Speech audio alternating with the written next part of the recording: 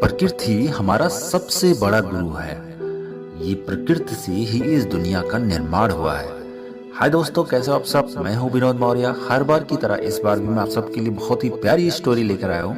यह स्टोरी है उन 5 चीजों के बारे में जो शायद सुनकर आप सबकी लाइफ में बहुत ही चेंजेस आने वाले हैं। तो आइए सुनते हैं ये स्टोरी।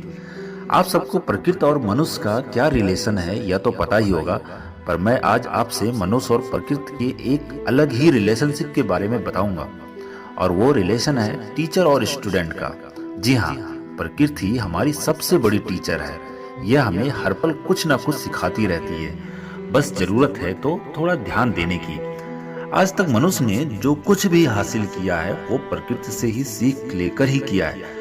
न्यूटन को ग्रेविटी का पाठ प्रकृति ने ही सिखाया है। कई आविष्कार भी प्रकृति से प्रेरित हैं। इन सब के अलावा प्रकृति में हमें ऐसे गुण भी सिखाती है जिससे हम अपने जीवन में सकारात्मक परिवर्तन ला सकते हैं और इसे बेहतर बना सकते हैं। वैसे इसकी लिस्ट तो बहुत ही बड़ी है, बहुत ही लंबी है, पर मैं यहाँ ऐसी 5 चीजें ही शेयर कर रहा हूँ जो हम एक प्रकृति से सीख सकते हैं। पहली चीज है, पतझड़ का मतलब पेड़ का अंत नहीं होता। कभी कभी हमारे साथ कुछ ऐसी घटनाएं घटित हो जाती है जिससे हम बहुत लो महसूस करते हैं। ऐसा लगता है जैसे हम सब बहुत कुछ खो चुके हैं, अब हम कुछ नहीं कर सकते। इससे कई लोग डिप्रेशन में चले जाते हैं, तो कुछ लोग बड़ी और बेवकूफ़ी जैसी हरकत उठा लेते हैं, जैसे आत्महत्या, और इन सब के बारे में सोच लेते हैं।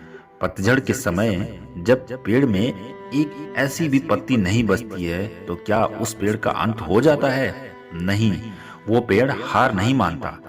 नए जीवन और बहार के आस में खड़ा रहता है और जल्दी उसमें नई पत्तियां आनी शुरू हो जाती है। इसके जीवन में फिर से बहार आ जाती है।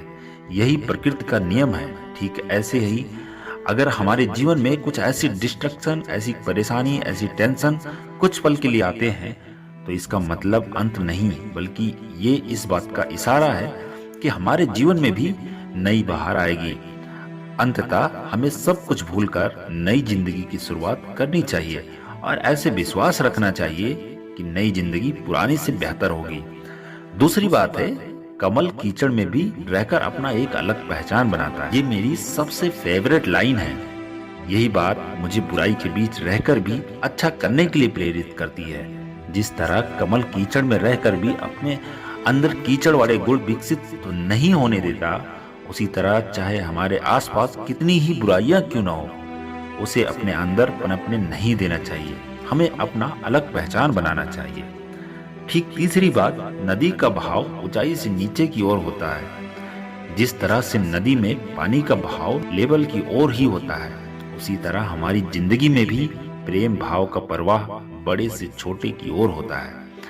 इसलिए हमें कभी भी अपने आप को दूसरों के सामने ज्ञानवान या बड़ा बताने की जरूरत नहीं है, और हम इससे कोई फायदा भी नहीं होता। उल्टा प्रेम भाव हम तक बहकर नहीं आएगा।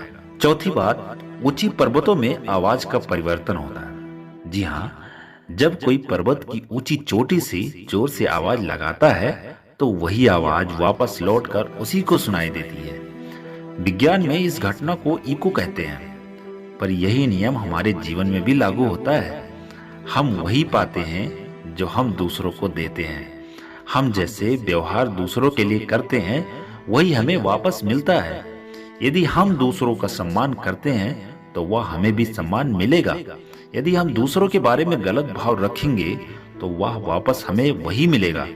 अंततः आप जैसा भी व्यवहार करें, याद रखिए कि वह लौटकर आपके पास जरूर आएगा। पांचवी और लास्ट बात, छोटे पौधों की अपेक्षा विशाल पेड़ को तैयार होने में ज्यादा समय लगता है। जिस तरह विशाल पेड़ को तैयार होने में ज्यादा समय लगता है, उसी तरह हमारे महान लक्ष्य को भी पूरा होने में समय लगता है। लेकिन कुछ लोग धैर्य नहीं रख पाते और अपना काम बीच में ही छोड़ देते।